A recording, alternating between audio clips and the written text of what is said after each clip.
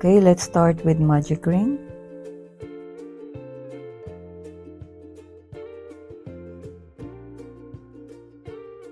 It's up to you how you want to do your magic ring, but this is how I do it. Okay, go inside the magic ring and then chain 3. 1, 2, 3.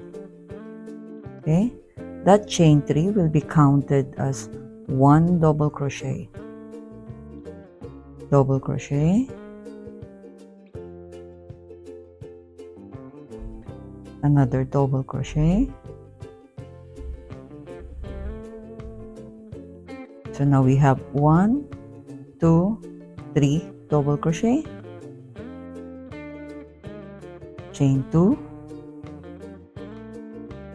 double crochet,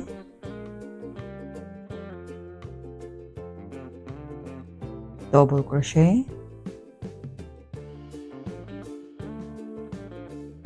double crochet.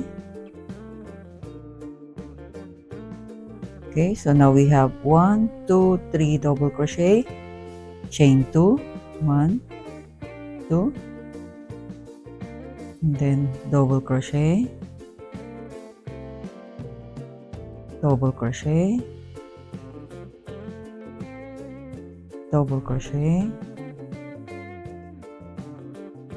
So we have 1, 2, 3, and then chain 2, double crochet. It's all inside the magic ring, okay? Double crochet,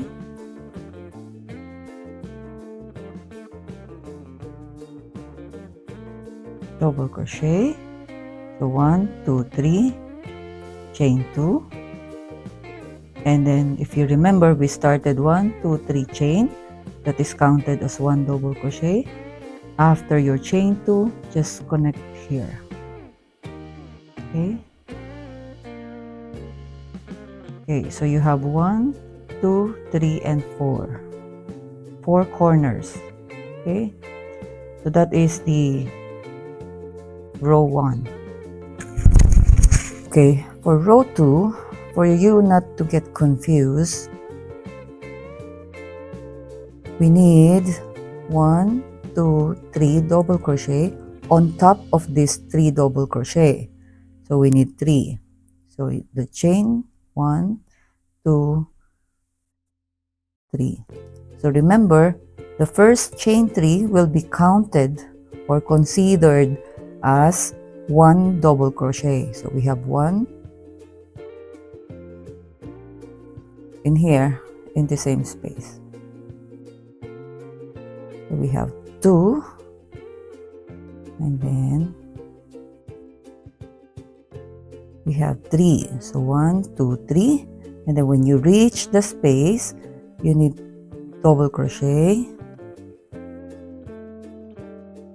1, and then double crochet, 2, okay, and then chain 2, and then 2 double crochet in the same space. 1, 2. So basically, when you reach the space, you will always have 2 double crochet, chain 2, and 2 double crochet. Then after that, stretch your work, look at the spaces, and work on the first space here. Okay? Double crochet. We have 1. Remember, we have 3 here. So 2. And then 3, and then again we are in the space. We need 2 double crochet here, 1, and then 2, chain 2, 2 double crochet in the same space, 1, and then 2, and then stretch your work and look at the first space, double crochet, and then double crochet, That's 2, and then that's 3, and then we are now again in the space, so 2 double crochet. Every corner is the same. 1, 2, chain 2, 2 double crochet, same space, 1, 2, stretch your work. Look at the first space here, do the double crochet, 1, 2, and then 3. Again, you reach the space, you need 2 double crochet, 1, 2, chain 2, double crochet again here, 1 and 2. Okay, so we just need to connect this here, slip stitch. Okay, so we are now in so you can tighten your magic ring. So we are now in row 1, row 2, row 1, row 2. I'll do it one more row, because if you want this bigger and bigger, you just do the same thing. So we are here, chain 3, 1, 2, 3. Just remember that chain 3 will be counted as your 1 double crochet. So in the next row, we need how many double crochet? We need 1, 2, 3, 4, 5, 6, 7 double crochet. Okay, so 1, and then go here. This one is confusing because you are in this point, but actually this will be counted in this chain. So when you do the next double crochet, just do it right next to this space. Okay. So you have 1, 2, 3. We need 7, 4, 5, 6. Why it's only 6?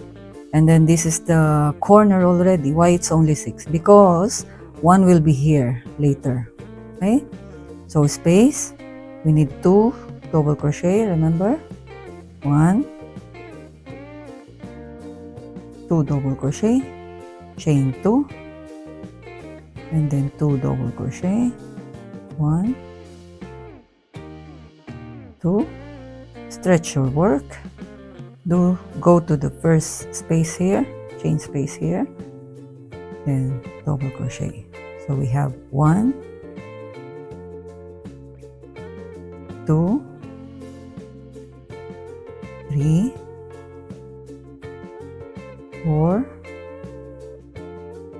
5, 6, and now we have completed the 7 because, and then we have the space again, the corner, again 2 double crochet, 1, 2, chain 2, 2 double crochet in the same space in the corner. Corner is always like that, okay? Okay, stretch your work, go to the first space here, yeah, and then 1 double crochet, 2, 3, 4, 5, 6, and then 7, corner again, 2 double crochet, 1, 2, chain 2, 2 double crochet, 1,